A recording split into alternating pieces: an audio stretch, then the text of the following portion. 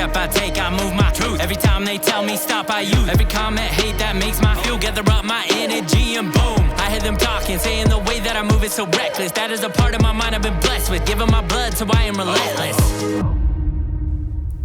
All right, welcome to the Keep Hammering Collective. This is going to be part of my Roy series. But this segment here, I did the prelude already to it, but this segment here is, I'm going to talk about Roy, but I'm also going to talk about, there's a group of men, of bow hunters, who I've been, following for years or known about for years, maybe not even have met, but because of media, media gets a lot of, I don't know. I don't want to say there is some negativity to social media, but with regard to hunting, there's a group of hunters who, I don't know, think that we shouldn't be celebrating what we love, which is the hunting tradition. And yeah, we're reaching more people now. And to me, that's a good thing. We can share why we love archery, why we love bow hunting, why we love hunting in general with millions of people. Back in the day, I did the same thing I'm doing now. I just loved everything about archery, and it changed my life. So now I'm just doing that same thing. I'm just sharing, just like with these old books I have right here. This is the one that I mentioned the other day with my first segment. This is Hunting with the Bow and Arrow by Saxon Pope, special introduction by Fred Bear. This is the one that mentions of rawhide and sinew. Being that tough. There's books like this one by M.R. James, 45 Unforgettable Bowhunters, all badasses. Love that book. One of my favorite books of all time, hunting books, is Life at Full Draw. This is the Chuck Adams story. And Chuck Adams is, it's crazy to me that a lot of new bow hunters these days might not even know who Chuck Adams is. One of the most accomplished bow hunters of all time. Just did incredible things. One of my heroes and mentor, not really mentors because I didn't know him, but he was a hero from afar. I read all his stuff. Couldn't believe that one year he killed 10 Pope and Young animals, that I was just like, how could you killing 10 animals seemed crazy with the bow. And then have them all be record book class, which, for people that don't know bow hunting, Pope and Young, that's the record book that they score these antlers. And based on symmetry and size and length and mass, a total number comes up, and it has to reach a minimum to make the Pope and Young record book. Well, Chuck killed 10, or maybe he was in 13. I can't remember now, but it was a crazy amount. And I'm like, this guy's unbelievable. And so this book here had a huge impact on me. And I remember, if you look at this quote, which is in Life at Full Draw, the Chuck Adams story, it's by Eugene Herrigel, who wrote Zen and the Art of Archery. His quote is, "You have become a different person in the course of these years. For this is what the art of archery means, a profound and far-reaching contest of the archer with himself. You will see with other eyes and measure with other measures. It happens to all who are touched by the spirit of this art." And that's Zen and the Art of Archery. And that's what bow hunting does. Not for everybody. Bow hunting isn't for everybody. It's freaking really hard. But for the people that embrace it and love the challenge, it's life defining. So in these group, I talk about there's a special breed of men, and I think Joe Rogan summed it up perfectly in this quote. I want you to listen to this quote right here. Human beings that have different temperament and different minds and different mentality and a ruthless competitive drive that's almost terrifying to the ordinary person. There's a thing inside some people that is a driving force that allows them to overcome the greatest around them. He's a fucking conqueror. Right. He's a fucking conqueror. So that's what I think of when I think of guys like Paul Schafer right here. That's what this book is about. I talked about Silvertip on one of the Joe Rogan episodes that I did. And Bob Widenauer wrote this incredible book. But Paul Schafer, Bart Schuyler, who I also talked about, Roy knew him up in Alaska. These guys, it's just another level. And so it's weird to me to see there's a group of men nowadays who, I mean, there's pages dedicated to taking shots at me because of, you know, the animals I kill or how many hunts I go on a year. And I don't, it's like so foreign, that mindset to think about another man and like this man is accomplishing or doing this and it makes me feel a certain way. It's like, I don't even get that. I do not get when I, you know, I do remember being jealous or being envious when I was, you know, when I was like 5. And that's what kids do, right? They can't get attention for doing good things, so they do bad things. So I acted out at school and I got attention for being a bad kid, right? Once I got past that age, it was just like, okay, I know how to get attention. I'm not going to feel jealous or envious of somebody and want to get some weird type of attention, negative attention, or create some issue just to put the spotlight on myself. So these guys who are like, you know, so worked up about what I do or where I hunt or how many hunts I go on, it's foreign to me, because if I see somebody who's accomplished what I want to, like Chuck Adams back in the day, I would say, instead of hate on Chuck, I would say, what can I do? How can I experience that type of life? Right. And so it's like an inspiration, or it helps me set a goal, a big goal. And it's not to slight any other man. You know, we use other men as measuring sticks.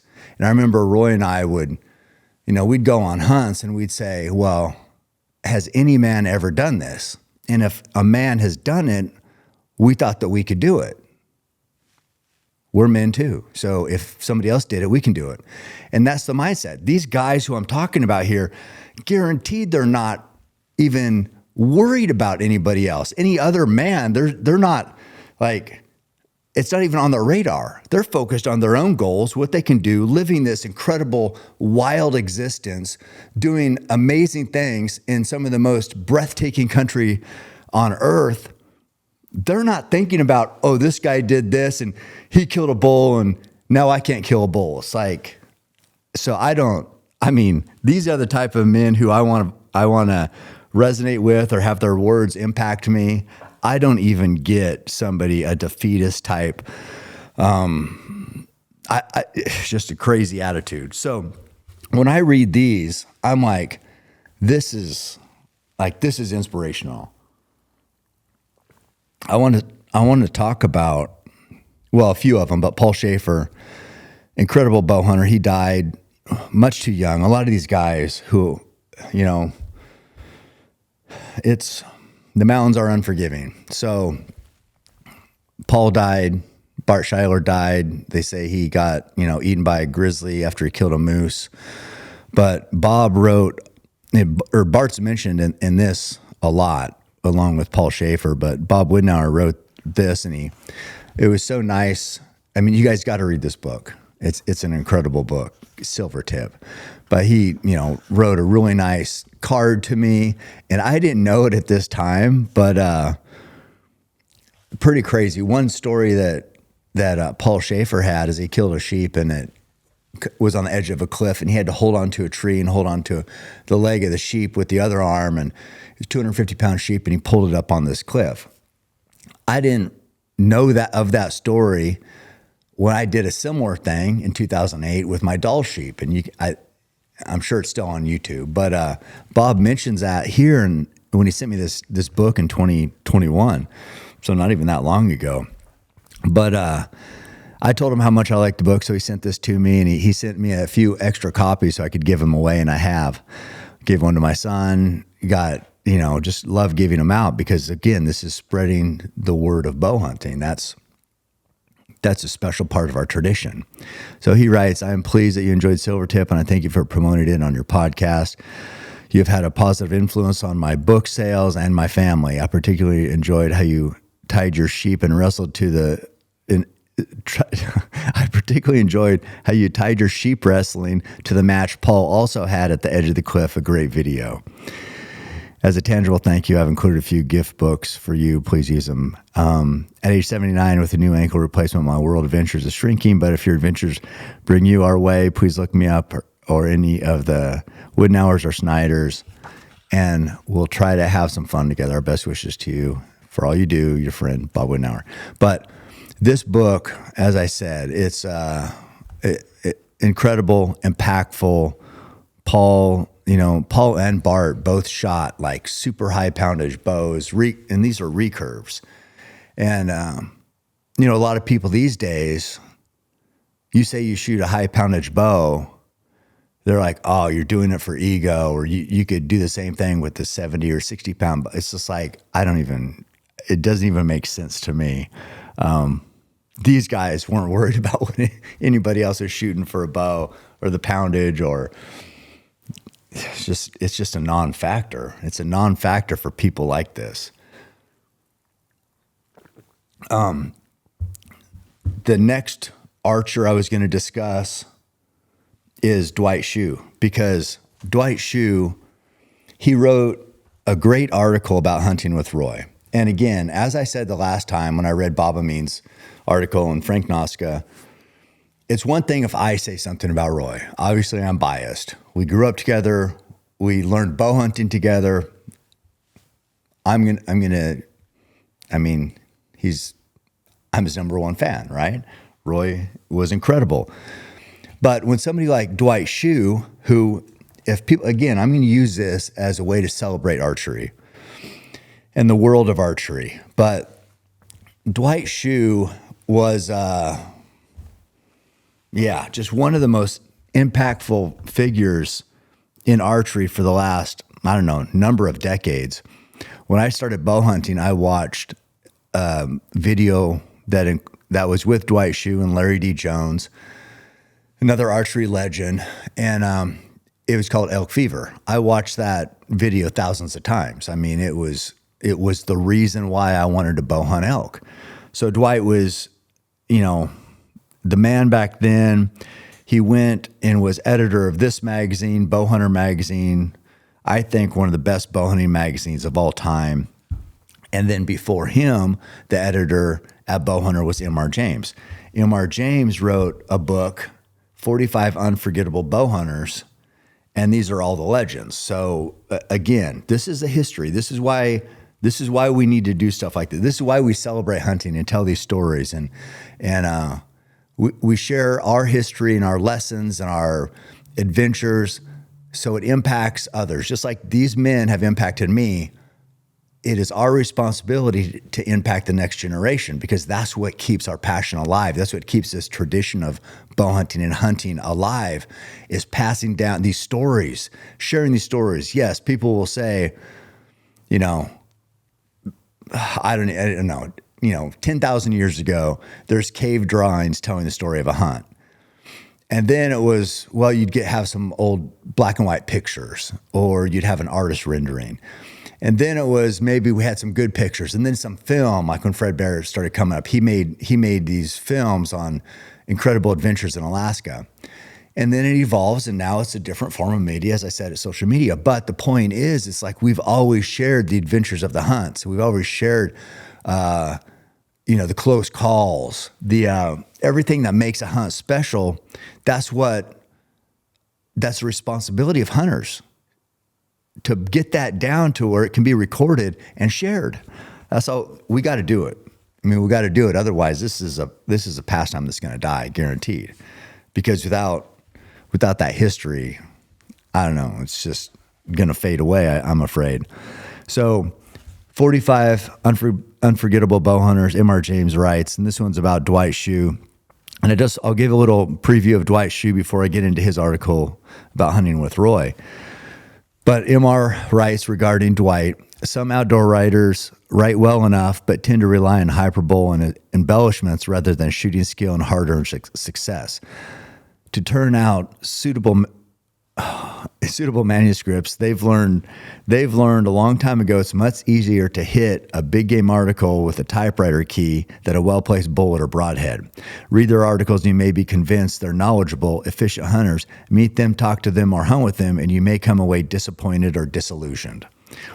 So just saying basically that they write better than they hunt. I mean, they can just tell a story, and who knows how much fact or fiction is involved. Maybe a little more fiction than fact. And then you meet them and you're like, oh, yeah, it's not really adding up. Because you can tell pretty quickly if somebody has what it takes to be a good hunter. You can fake it on paper. It's tough to fake in person. So MR writes, continues on about Dwight. Other writers have talents which are not limited to telling tales and attempting to impress their readers with glowing accounts of their accomplishments. These people are good writers and good hunters. Their articles entertain and inform. They tell it as it is. Share a hunting camp with them and you'll generally walk away impressed. Dwight Schuh is one such writer. So that's regarding Dwight. And Dwight wrote an incredible book. I have it here also. It's called Bowhunting for Mule Deer. Just a legendary book. He is in the Archery and Bowhunting Hall of Fame. I'm telling you, top of the mountain when it comes to the history of bow hunters. And what's crazy is, like, as I said, he was so influential for me starting out. My first year was 1989 when I killed my first bull. And he wrote the foreword to my book in Backcountry Bowhunting. And I think he even mentions in here, he thought we had somewhat of a kindred spirit just because he grew up in Oregon, went to the University of Oregon with a journalism degree. And that's why he writes right in the foreword, to some extent, Cameron and I are kindred spirits. We both grew up in Oregon and we started bow hunting. We were both short on money and long on desire. To satisfy our obsessions while keeping the cost down, we hunted on public lands and we hunted do-it-yourself without guides. We also frequently hunted alone, either because we couldn't find anyone else dumb enough to go along or because we simply preferred to go alone. During our early years, we hunted primarily by backpacking, but later we both acquired pack llamas to extend our mobility and range in the backcountry. So that's Dwight, wrote the foreword for me, and we actually became friends. In 2008, my first time running Boston, Dwight also, he trained hard. He always trained hard. He was always in shape, which was another connection I had with him. Back in the day, I think he'd run 10Ks and things like that, as he was getting ready for bow hunting. But in 2008, he qualified for Boston. I think he ran a marathon down in California. I had qualified, I think, here in Eugene. So we were both going to go run Boston. It was for any marathoner, that's like a dream race, right? It's the most historic marathon in the U.S. Everybody knows about the Boston Marathon. So we both qualified. We both wanted to go. Dwight said, you get back to Boston and like some of those older East Coast towns like that, everything's stacked on top of each other, which space is very limited, lots of people. And so like the hotel rooms are small, older buildings. They're just piling people in there because, as I said, it's limited real estate. Well, Dwight said, I think he said he was having a hard time finding a hotel room, or maybe they were very expensive. So he asked if I had one. I said, yeah, I got one. It's, pretty close to where we need to take the shuttle to get to the start line. And, I'm sure I got room in the hotel room. You can just stay with me. So he said, okay. So we got there, got to Boston. We checked in, got to the front desk, and I said, yeah, reservation Haynes, this and that. And I said, so is it, as opposed to like a king bed, could I get 2 queen beds because I got, somebody who's going to be bunking with me? They said, oh, we only have one bed here at this hotel. There's no rooms have 2 beds. And I was like, oh, okay. So it turns out Dwight and I slept in the same bed there. And, yeah, I don't really know how I can't remember if we had pillows lined up in between us, but I don't know what happened. But either way, bow hunting legend, one of my heroes growing up, we're sharing a bed in Boston. We both ran good races. I think he came in maybe right under 4 hours, which, you know, he was older than me at this time. It was a pretty good marathon. Then that was the year that I ran with Lance and had a good race and you know, it was just an awesome experience, but we shared that. So that's Dwight Schuh. I just wanted to tell the backstory there. Again, Archery Hall of Famer. There's not a person in this industry, which this is rare. This is rare. You know, this is a cutthroat, ego-driven industry, but I don't think there's a person in this industry that would say a negative thing about Dwight Schuh. So, I mean, that should tell you all you need to know. He's, best guy you've ever gonna. I mean, he died now, but he was the best guy you'd ever meet, and helped me with writing. Told me I needed to go back to school and become a better writer, and I didn't. But yeah. So anyway, other than that, loved Dwight. No, I loved. He was right. I probably should have went back to school, but I was too busy bow hunting. So there was a time though, before I'm going to get into this right now. 2006 was, it was a long time ago, obviously. And I got to give a shout out too. So I knew I could not find, I have so many magazines here. You see all these books, you see all these, it's like, yeah, if there could be a mad scientist on bow hunting, not so much bow hunting, just not the technical stuff. I know my bow, but I'm more the adventure. It's the adventure. It's like what it does to a person's life living out there in the mountains. That's what I care about. The bow, yes, I love archery, but it's more about the adventure. So I'm not like this gear tech freak on archery. I'm more of, I love the adventures of these guys out there making a mark on history. And so could not find this article. I was like, All Points Bulletin, I wanted to share with you guys because I remembered it, but it's been a while, 2006, right? That's some time ago. So I reached out to Jill, Roy's wife. She's not at home she's with her daughter for the holidays, so she's not at home. She thought she had the magazine. Reached out to my buddy Shay Mann, and he knows Dwight's daughter, so he ended up getting me a copy of this also. Shay, Shay is an awesome guy. Learned to bow hunt the backcountry. You know, he was filming me and tough and learning a lot. This is like when he's first starting off. But he was one of the first cameramen I had in the Eagle Cap, him and then Nate Simmons. But, just learn the hard way back there, and now has killed bulls with a recurve and a compound, just a stud. He's a pilot, awesome guy. He reached out to Dwight's daughter Emily and got me this, and then also Danny Ferris reached out to Kurt Wells, who is a current editor of Bowhunter. So the editing, the editing lineage went M.R. James, Dwight Schuh, then Kurt Wells. So it's been a lot of history there. But Kurt went through his archives, pulled me out a copy, and he said, he sent this to Danny, who then sent it to me, and he says, anniversary issue, October, November 2006. And Kurt writes in this text here, he writes, I bought Roy and his son breakfast in Kodiak one morning, tried to talk him into writing an article for us, but he didn't show much enthusiasm for it, as anyone who knows him might expect. Hope this works for Cam. So thank you, Danny. Thank you, Shay. Thank you, Kurt Wells. Thank you, Emily. Thanks, Jill. I know you would have made it happen. And then also Jason Bowserman was going to make it happen. He's there in Colorado as well. But, Kurt mentioned he wanted to get Roy to write an article. And, there's a quote also about Paul Schafer, that Montana bow hunter I was talking about at the beginning of this episode. He's people try to get him to write articles because he killed like these incredible animals also, and all he would say is not much of a writer, and that was it.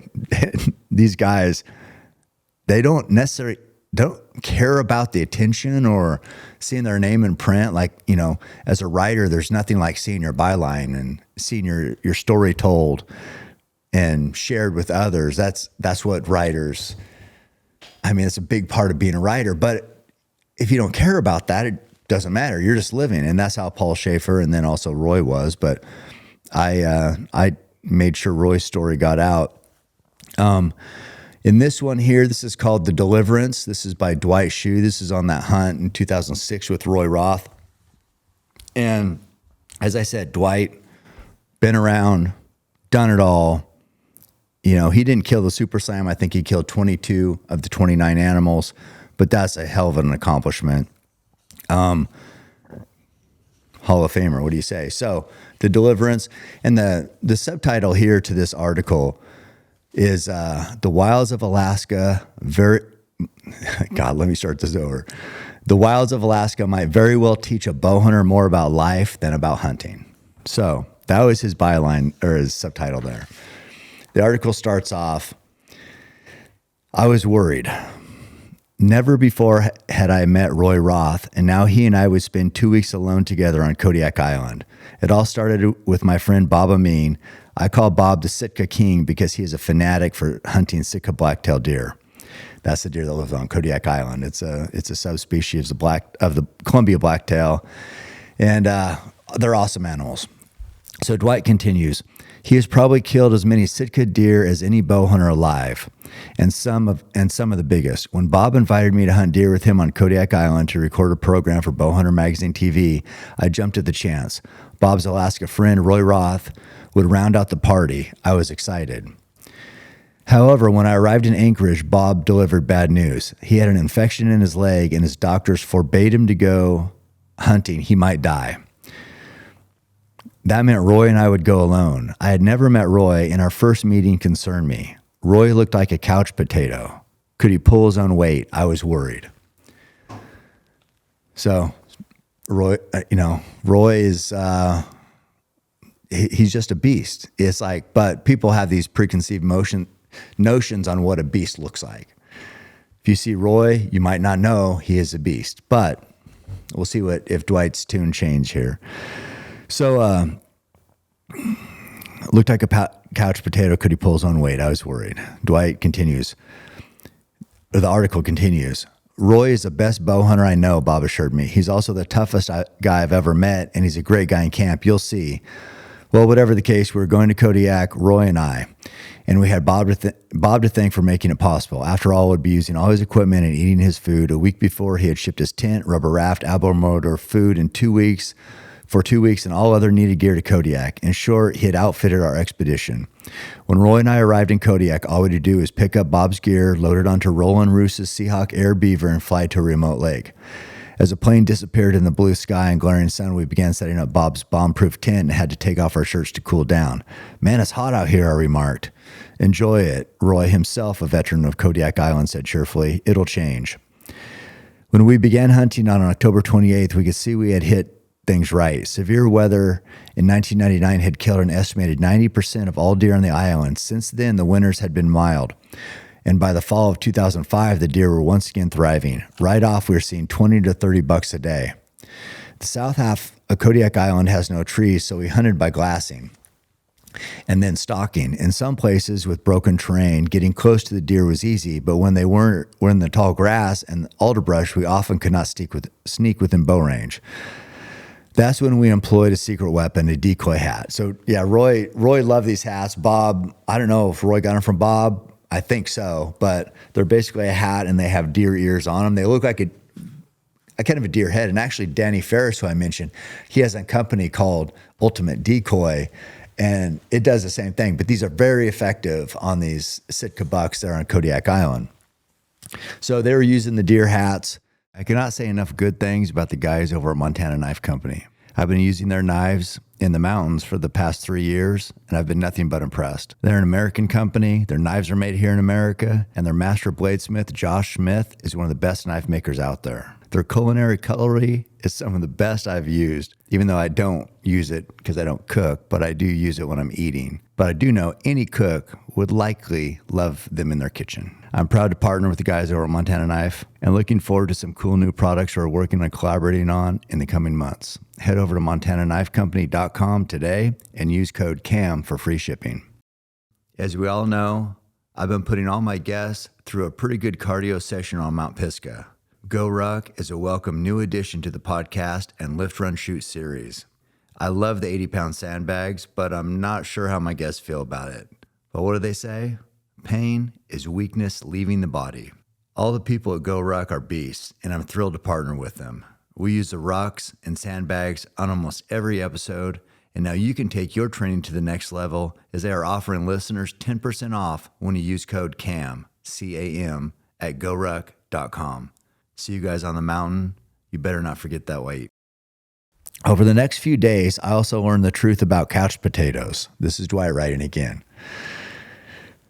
The southern half of Kodiak Island comprises small mountain ranges, 3 to 5 miles long, separated by mile-wide valleys of muskeg creeks and ponds. Deer concentrated in the mountain ranges, but during the rut, the bucks cross the valleys looking for does. Roy reminded me of those roaming bucks. He had to go to the next mountain range just to see what was there. Whether we killed a deer in a range didn't matter. Once we hunted there, we had to go to the next range over until we were walking 5 miles just to start hunting. Roy, I pleaded, I can't pack a buck that far. Don't worry about it, he insisted. I'll pack the deer. And he did. Over the next 3 days, we killed 3 more bucks, and Roy packed them all, plowing across a tundra like a bulldozer, walking faster with 70 pounds of deer meat on his back than I could walk with no weight. On November 1st, Roy suggested we look further afield, so we inflated Bob's raft and headed up a creek. In many places, the creek was too shallow for the motor. To me, that was a problem. To Roy, it was a minor inconvenience. He simply jumped in with the chest waders and dragged the raft upstream. 5 miles up, we placed 2 small backpacking tents on the gravel bar where the creek swung close to a fresh mountain range. After the strenuous march up the creek, I assumed we would rest, but Roy didn't think of that. He simply changed into his hiking boots and headed up to the nearest ridge. As I trailed along, trying to keep up, he had killed a red fox and a good-sized buck. So just visualize that. So Roy had drugged this boat up through these shallow waters, cross gravel bars for 5 miles. They get there, they set up camp, and then Roy takes off up the ridge. Big Roy, mind you. This is the couch potato that Dwight labeled him as originally. Roy takes off up the ridge, and Dwight's trying to keep up.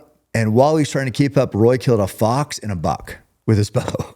I mean, how insane is that? So, again, this isn't me telling these stories about Roy. This isn't somebody who makes stuff up. This is Dwight Schuh, who's been around forever and one of the most authentic, talented writers there is, who just tells it like it is. So that's what he's saying about Roy. The next day, this is Dwight again. The next day, I shot a buck at 15 yards as he trailed a doe. After dressing the deer and bagging the meat, we continued on up the canyon and saw a buck cruising down the hillside, obviously looking for does. When he spotted our doe hats, he came to check us out, and Roy made that a fatal mistake. With 2 deer on the ground, we called it a day and packed meat back to camp, but Roy wanted to carry both deer. I would not let him, at least this once.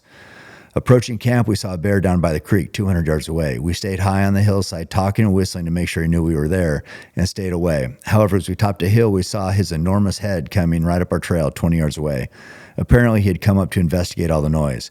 As I fumbled for my bear spray, Roy yelled and waved his arms. The bear ran away. My heart was racing, but Roy simply seemed amused by the event.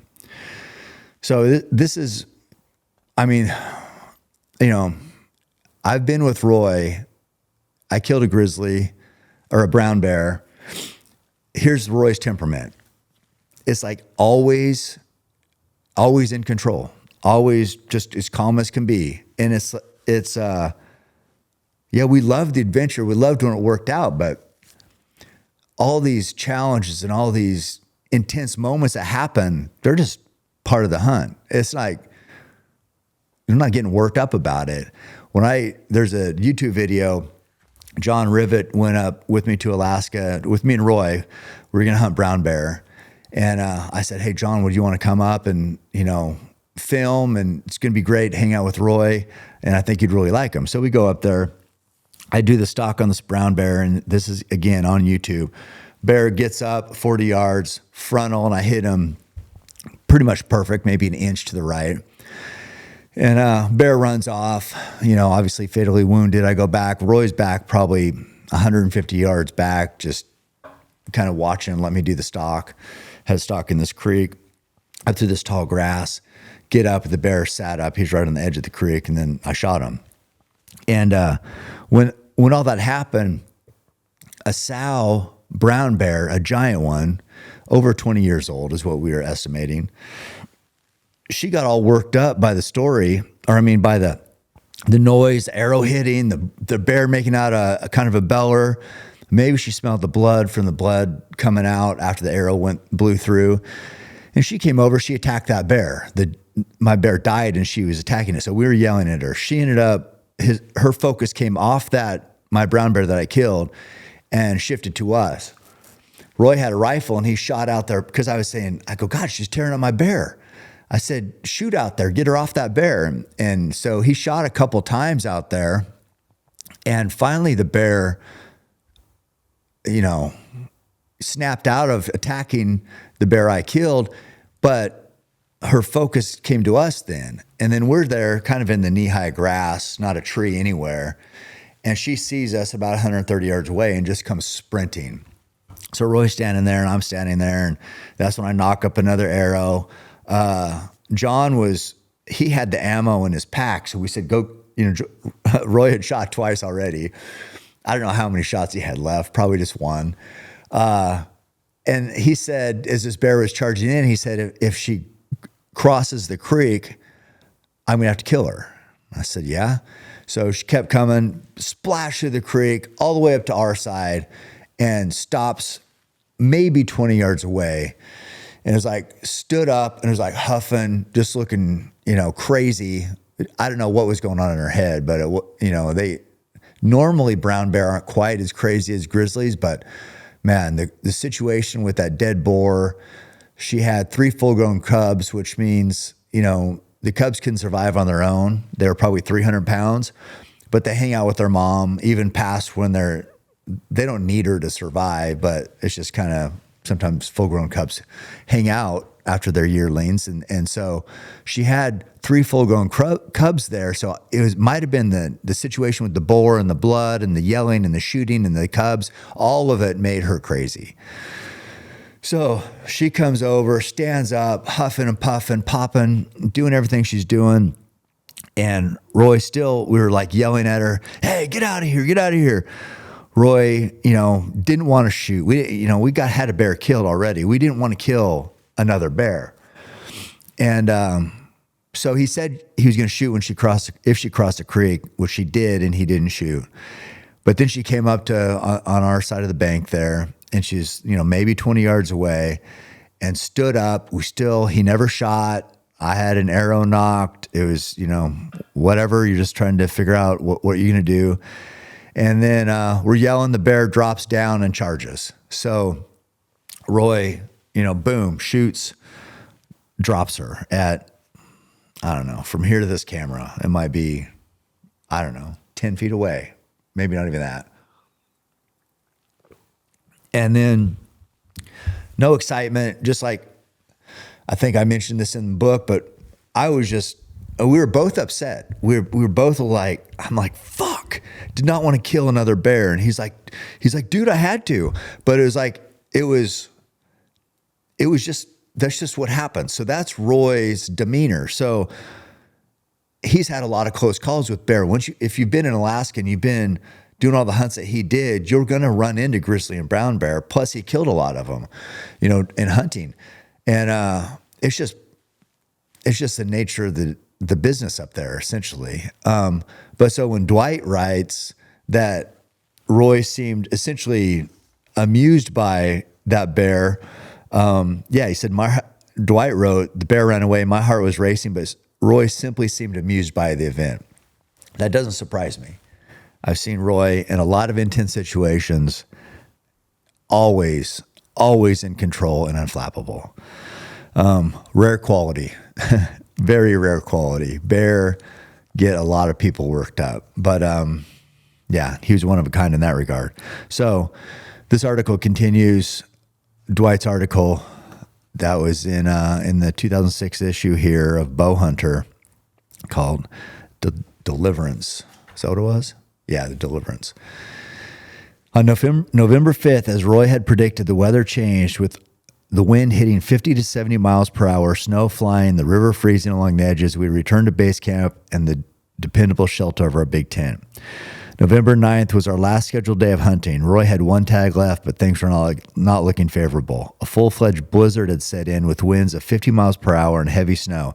At times, visibility was less than 30 feet. The reasonable response would have been to stay in the tent to ride out the storm. However, Roy had a deer tag left, and he was going hunting.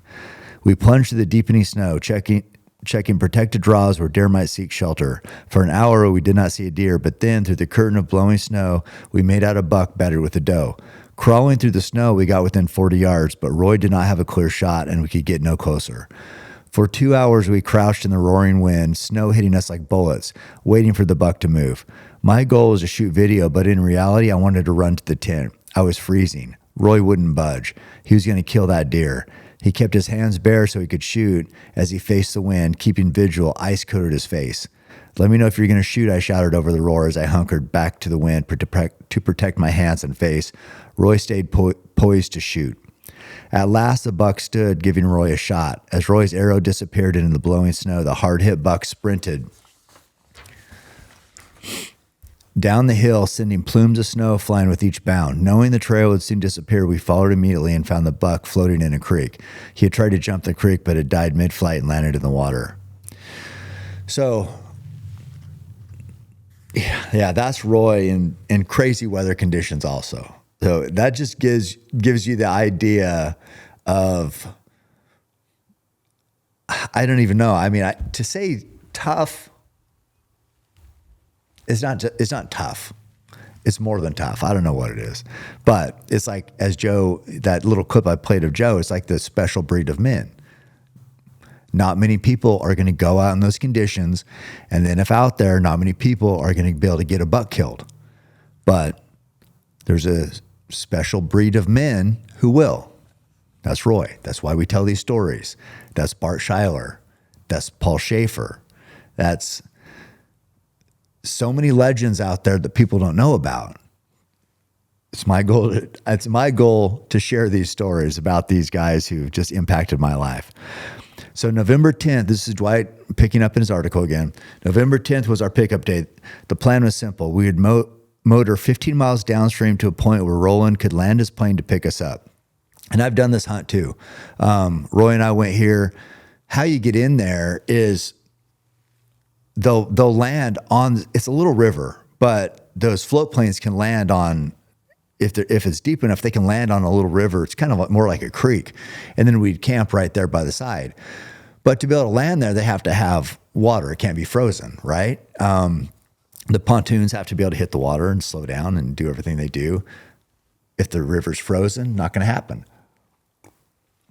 So then when you get in there by that, or you need to float down the river to a pickup spot to get out, the river cannot be frozen, right? So that's the challenge these guys had at this time. Mercifully, the wind had subsided, but the snow was now 2 feet deep and slabs of slush floated down the icy river. The big question was, how do we fit our 1,200 pounds of gear weighted on the Seahawk scale before the flight out, plus 8 deer into a 12-foot raft? So they killed 8 bucks. That's a lot of deer. Into a 12-foot raft. With his usual finesse, Roy attacked the project. By the time he had constructed a floating mountain, only one question remained. Where am I supposed to sit? I said. Just climb up top, Roy laughed. Those deer racks will hold you down. Despite the precarious load, we were elated as we were headed downstream. We had great hunting and we'd be home within a day. Life was good. When we hit the first ice jam, we tried to break through with the raft, but that proved impossible. The ice was too thick and extended downstream for at least a mile. Fortunately, we had a satellite phone enabling us to call Seahawk Air. That afternoon, Roland flew out to survey the situation. His report, he could see no place to land near us. We'd have to reach the original pickup point. We had 2 miles of ice to Portage. He would drop us some food the next day. Good luck. We set up camp at the head of the ice, and for the next 2 days, packed gear and let's see. We set up camp at the head of the ice, and for the next 2 days, packed gear and deer. Packing 1 deer at a time, 60 to 70 pounds, I felt heroic. Roy packed 2 deer at a time, and as if that weren't enough, he tied a plastic tarp to his pack frame and dragged another 100 pounds of gear over the snow. On easier trip, trips, he packed the 100-pound raft and the 15-horse outboard. With all of our gear finally at open water, we again launched a floating mountain. We were jubilant. A mile downstream, we hit more ice. When Roland had mentioned 2 miles of ice, we thought he meant the ice we had just portaged around. We were wrong. We spent several hours scouting on foot and learned the next open water, according to my GPS, was exactly 1.8 miles straight line from the raft. Could we do another portage twice as long as the first? I wasn't sure. We have no choice, Roy said confidently. Let's get after it.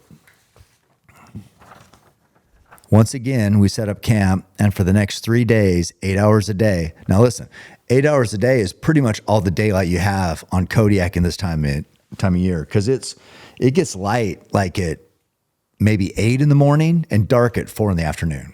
So when he said they were working 8 hours, that was basically the whole daylight, and then it was dark. The nights are super long on Kodiak when you're getting into November. 16 hours a night, 8 hours a day, plus a brown bear walking around. That's why they had 8 hours to get it done. So 8 hours a day, we packed gear and deer. Laughing and joking, Roy acted as if we were having fun. The only serious threat seemed to be the smell in our tent. It was bad. Roy blamed me. I blamed him. We did nothing about it. On the night of November 16th, 1 week behind schedule, we had everything but the tent and sleeping bags down in open water. One last load the morning of November 17th, and we were home free. So that's Roy and Dwight's hunt. They were going to hunt, I think, for about 12 days. They got stuck. They were there for 20-some days on Kodiak Island. And I don't know, what an adventure, right? And sadly, both these men are gone now. Dwight died of cancer a few years ago. Roy obviously fell sheep hunting in 2015. Both legends, both gone, but their stories live on. And I'll just wrap this up with this last paragraph here of Dwight's article. In Alaska, nothing inspires joy and triumph like the sight of a long-awaited bush plane, and Roy and I felt those emotions as Roland taxied to the bank of the river to pick us up. Finally, Deliverance. Despite our trials, we felt no regrets. After all, we had had great deer hunting for rutting Sitka bucks, and we'd enjoyed endless fun with the decoy hats. Yes, we had our trials, but they simply had taught us a lot about ourselves. We had built a great relationship, and our 3 weeks in the field proved Bob Amin's assessment of Roy Roth absolutely accurate. Above all, the whole experience had reinforced in me the immutable truth that you cannot judge a couch potato by his skin. So that was just a mistake people would make about Roy until they spent 1 minute around him.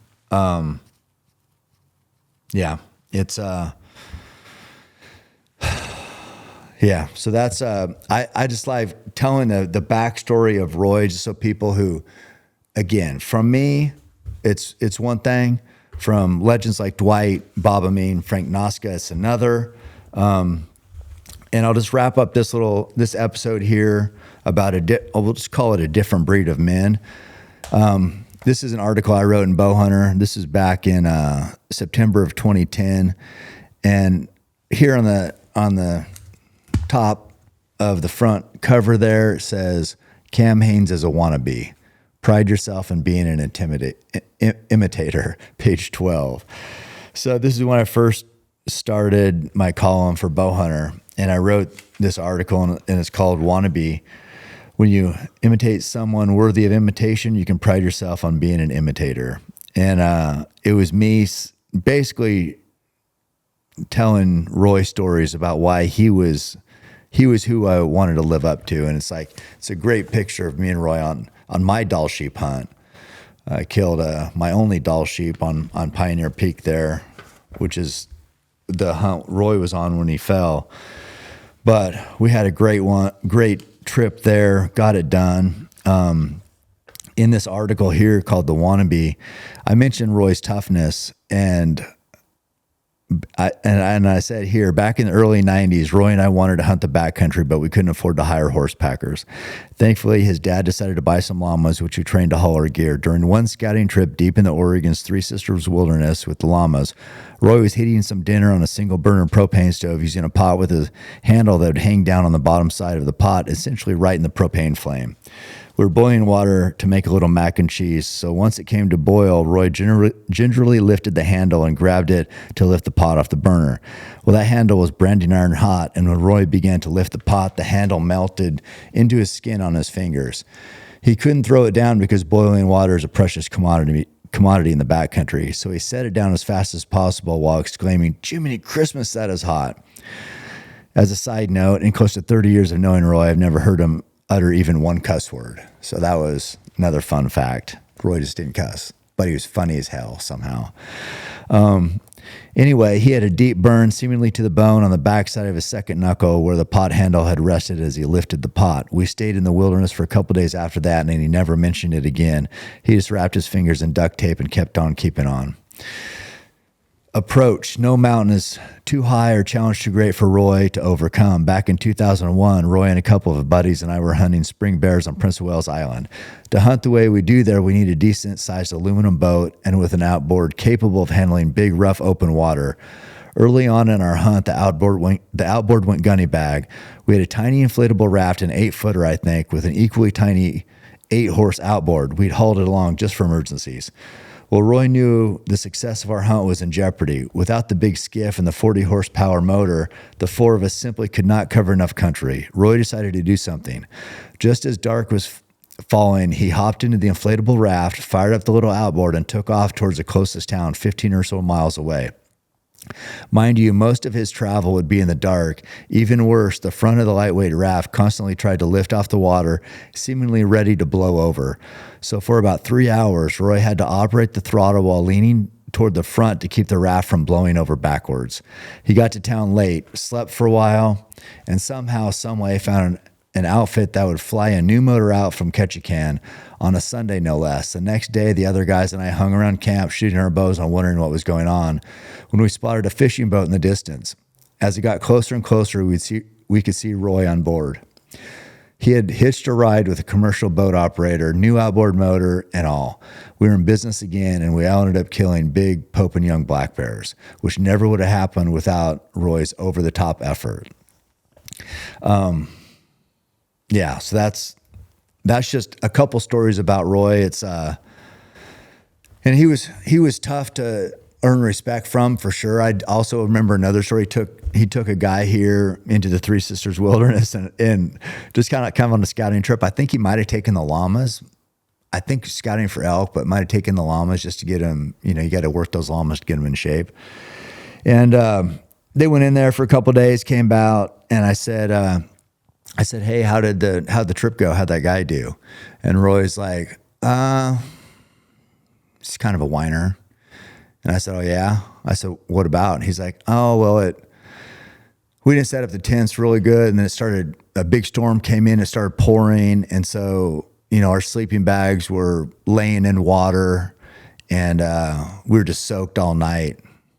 And yeah, I said, "So he's whining about being soaked all night in a wet sleeping bag." But to Roy, that was like, what are you gonna do? You don't whine about it. It's just the way it is. So it's just kind of, he had his own measure of toughness, for sure. Really tough to live up to. I'm gonna wrap up this other Different Breed of Man podcast with this last little reading here in this article wannabe from my column in Bowhunter. I write, "Roy doesn't bow hunt for glory. Through the years and all the bowhunting success he's experienced, Roy has never once sent in a picture to a magazine for publication, never once written an article telling of his experiences, never once tried to reach out to a TV network about putting together a show.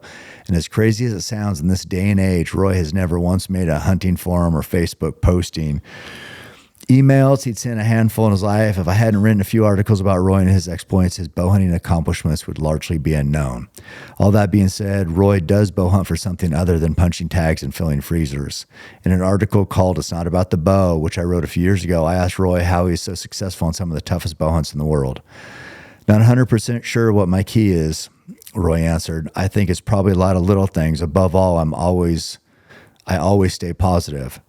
A few random thoughts I think sum up my approach, Roy continued. I try to learn from people who know more than me, and I try to make my own luck by doing the extra stuff.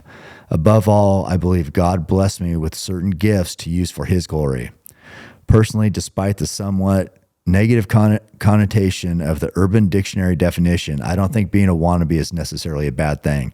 The way I see it, looking up to people who stand for the right things, do things the right way, and stay true to themselves and is nothing but positive. I don't have any problem being a Roy Roth wannabe. How about you? Do you know someone who makes you a bowhunting wannabe? I hope so. So that's how I ended that up. That is another example of why it's so important that we share these stories. We share these stories of incredible men. We celebrate what it means to be tough. We hopefully, through peer pressure or through, I don't know what, dissuade the hating of the hunting industry. You've had more success than I have. I don't like that. That makes me feel bad. I don't want you to be successful. I mean, what are we doing? What are we doing? So let's keep setting the standard. Let's keep pushing the envelope. Let's make stories. Let's make our own stories that people might read in the future. That people might say, God, did you hear about this guy? Listen to this story, just like I'm doing here. We're doing it now. Get out there, hunt, shoot your bow, become immersed in this, the whole process of archery, the respect for the game, the love of the country, the embracing the challenge, and the unforgiving nature of the mountains that we love. Embrace it. It gets tough. Yes, that makes a great story. That's a great opportunity to overcome, to believe in yourself, to get it done. And then when you get out here in the regular world, it's a cakewalk. It's a cakewalk, baby. You've lived through the toughest conditions in the mountains, hunting the most intense animals, and you've come home to share your story. That's beautiful. That's living. That's living life at its fullest. That should be all our goals. Thanks for listening. Keep hammering. Every step I take, I move my truth. Every time they tell me stop, I use. Every comment, hate that makes my fuel. Gather up my energy and boom. I hear them talking, saying the way that I move is so reckless. That is a part of my mind I've been blessed with. Giving my blood, so I am relentless. My fault, they want someone to blame. They sent their hate, it fuels my pace. I am Roy Tough, I am the change, the fuel, endure. Feeling like Cam Haynes.